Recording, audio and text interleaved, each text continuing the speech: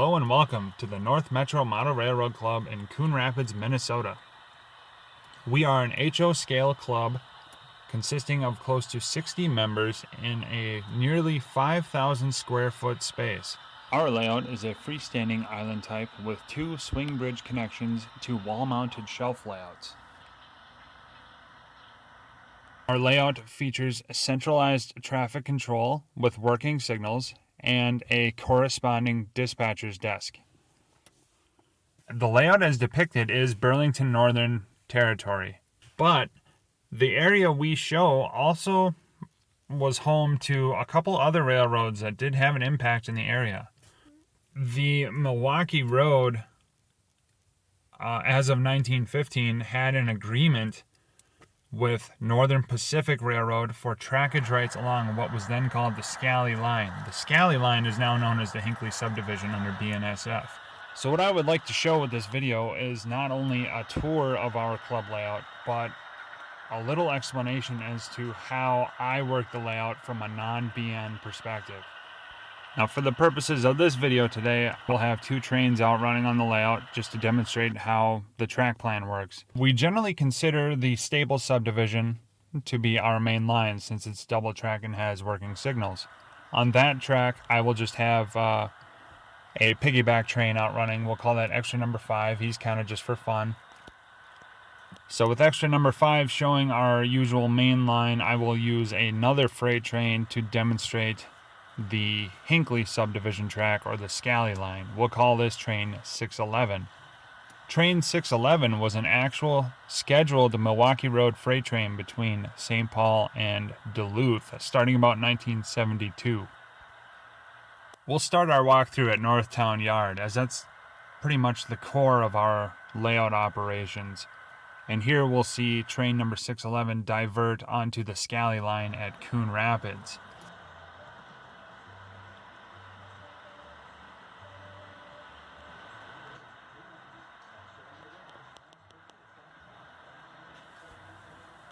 Now, as my trains are showing off the track, I'll also point out a few key features of the track side. Train 611 is first going to round a peninsula and pass ILS, or Independent Locomotive Services. This is a locomotive breakdown facility, essentially, in that they are a scrapper and dealer of locomotive parts, and we have a modeled interior for them showing one of their shop floors. The next key feature near ILS on the Staples track is Federal Cartridge Works. This building also has a modeled interior. As 611 continues on its path, it passes over this really cool wooden trestle. There is no trestle like this in the real world location. One of our members just kind of built this bridge just because he wanted to do it. But there was a very similar trestle somewhere else in Minnesota.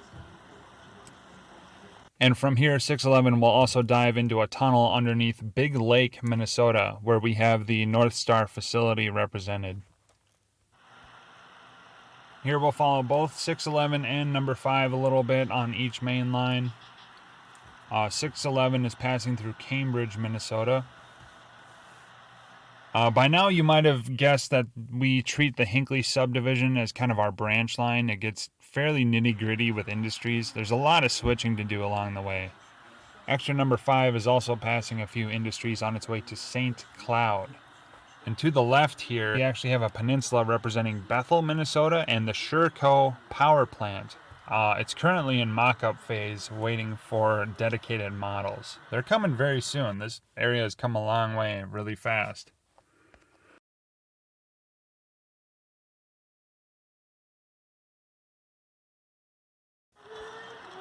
Now here we have the first case where train 611 is going under the layout surface. As the single track passes through the St. Cloud area, it actually goes under the layout into an area that's monitored with cameras.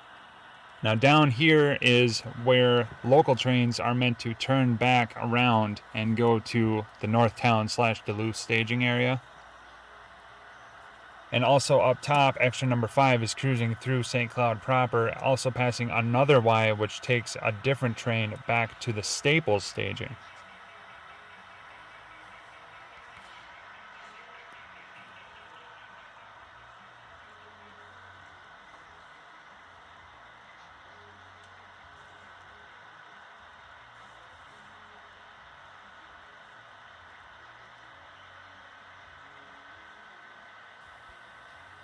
Now, as extra number 5 rounds the peninsula here, it's passing over a couple of bridges. That wooden trestle down below is another case of the bridge being built just because the modeler wanted to do it and it was too cool for us to pass up. The concrete bridge up on top is actually made out of foam. That's sculpted pink foam that's been painted. And as our train continues on, it passes over Rush City, Minnesota, which is actually on the Hinckley subdivision, not so much the Staples, but we're working with the space that we have and it looks pretty sweet now that we're done. You'll see the Rush City Mill there. It's a fairly well-known mill, large facility up in Rush City. Ours has been in mock-up phase for quite a long time. We're finally getting going on the model. It's looking pretty good. Anyone watching this video who is not in the Milwaukee Road circles is probably wondering why my train 611 is not making pickups or drop-offs as it travels this route. The terms of the track rights agreement with Northern Pacific dictated that Milwaukee Road could not do business along the Scally line once it left St. Paul. It was limited to transfer runs to Carlton, Minnesota, which were then sent over to Cloquet, Minnesota, and then, of course, business in Duluth. As we follow 611 around the Rush City area here, we'll see a few of the nearby businesses the trackside industry is available to interact with. We'll also see 611 dive back under the layout surface into the Staples staging section. Like St. Cloud, this area is also monitored with cameras, and we do have a few longer staging tracks down there. And in addition to having several industries to interact with, Staples also has one of the other modeled interior buildings. This one is lit and very well detailed.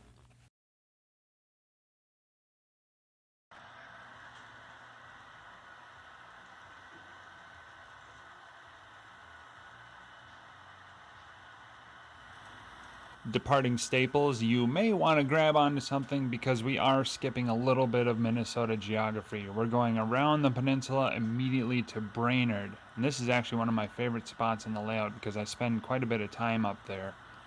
This wetland area is very, very legit. Brainerd has quite a few of those around it, as well as thick forests and stuff, which we have plenty of on this peninsula here.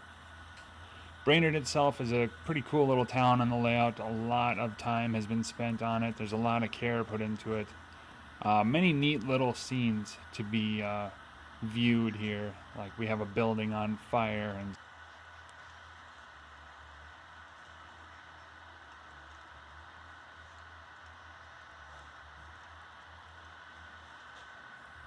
as with the real world Brainerd, our model of it is loaded up with plenty of industry to keep the trains busy here. We have several businesses downtown Brainerd for your operators to play with. We also have Potlatch Paper, which is a very large paper industry in the real world of Brainerd.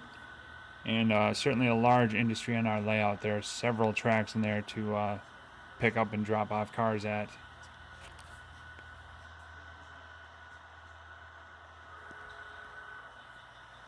Potlatch Paper, of course, being a landmark industry in the real world and on our layout, also has a modeled interior. And as a warehouse worker myself, it looks pretty legit to me. And we'll see train 611 come back to us, departing the tunnel out of Staples staging on its way towards Hinckley.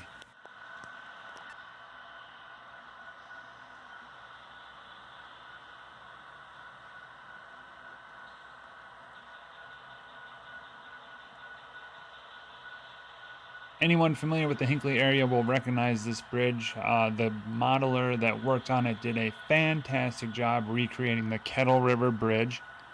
I understand he actually got drones out on the real bridge to take detailed photos of it.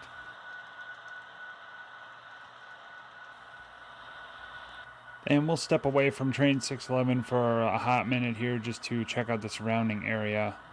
This would be representative pretty much of Cloquet and or Carlton, Minnesota.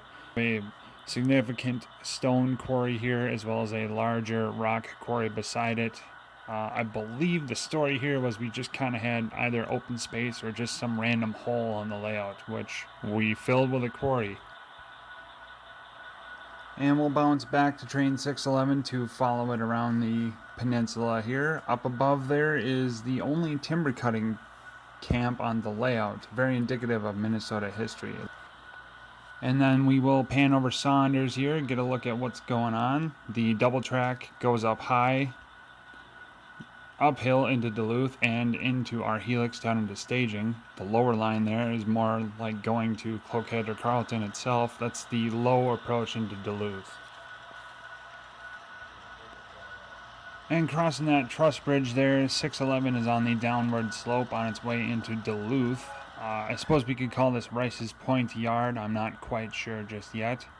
We'll see the power slide up along the Duluth depot there. Still quite a bit of work to be done here, but it's been coming along as of late.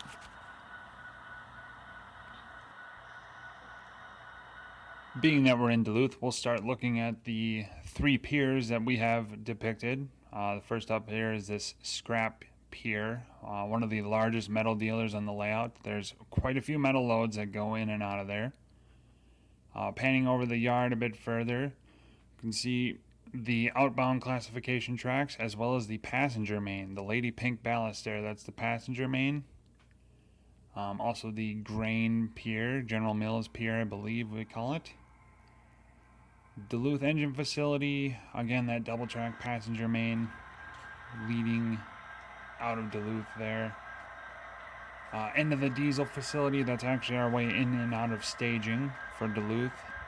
And then we'll bop around real quick. This is Minneapolis Junction on the south side of Northtown. Now for our purposes, Minneapolis Junction represents the start of the Minneapolis side of our layout. The double track there dives under the layout into staging. The junction itself was a Great Northern engine facility back in the day and should hold significance to any Milwaukee fan today, as it's now home to the Friends of Milwaukee Road 261 group. Moving on from Minneapolis Junction, we come to the peninsula with Shoreham and Shoreham Hill. Now, Shoreham Hill is one of my favorite places to play with because at a certain angle it looks just like Milwaukee Road's Shortline Hill in St. Paul on their way up to Minneapolis. I like to use it as a substitute in photography when I'm able. On top of that we have Shoreham, which contains the Shoreham Roundhouse, unfortunately now gone in the real world, with a working turntable.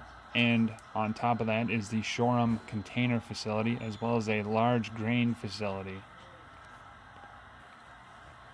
And we have now flown over the south side of Northtown Yard, following the Shoreham lead up to 2nd Street, looking at the Sioux Line Bridge, donated by Bob Rivard himself. A very nice bridge.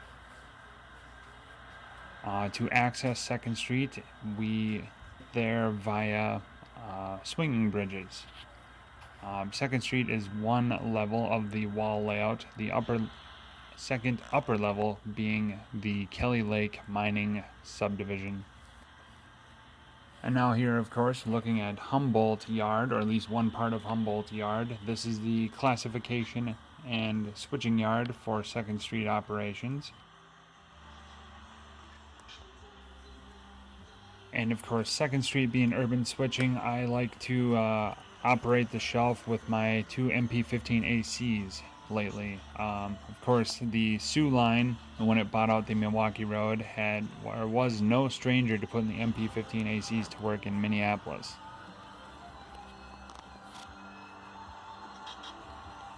Quite a bit of operation here. It's basically one slice of Minneapolis as best as we can represent it. It's just a giant shelf switching layout. Goes along the entire length of one wall of our room. Further down the 2nd Street shelf, there's actually a connection with another swinging bridge to the Cambridge line in the Hinckley subdivision. So basically here, the aisleway serves as a stand-in for the Mississippi River. And technically heading south of that bridge, we have another classification yard for this end of 2nd Street.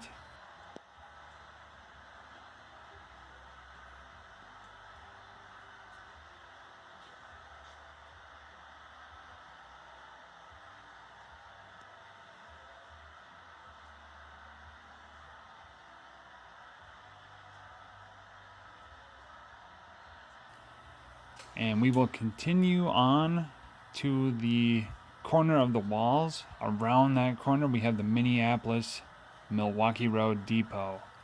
Currently a work in progress. We are starting to assemble the kit to make sure we have all the parts. I guess there was a little hang up somewhere along the way. Getting it laid out, ready to build, ready to paint, all that fun stuff. I'm not sure if we're going to have an interior. I haven't been told yet. Remains to be seen. It'll be fun to see anyway. As you can see, when laid out in its assembly order, it is a rather large building. It will be pretty big when we're done with it.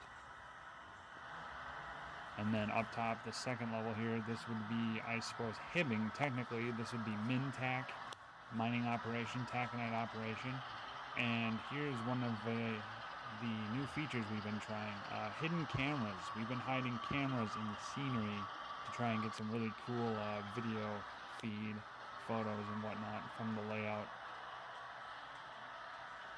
And then, of course, the Kelly Lake ore yard. This is just for the classification of strings of ore cars.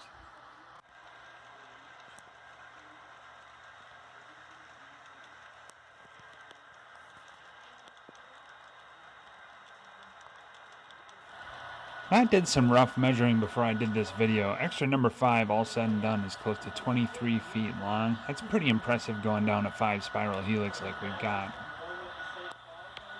Yeah. And when it comes to our staging level, I won't say too much about it. I'll just let you sit back and watch it. There's not a whole lot of pretty things to look at just yet. It's a work in progress. We do have some interesting plans for certain areas of it, but overall it's just a giant parking garage for us.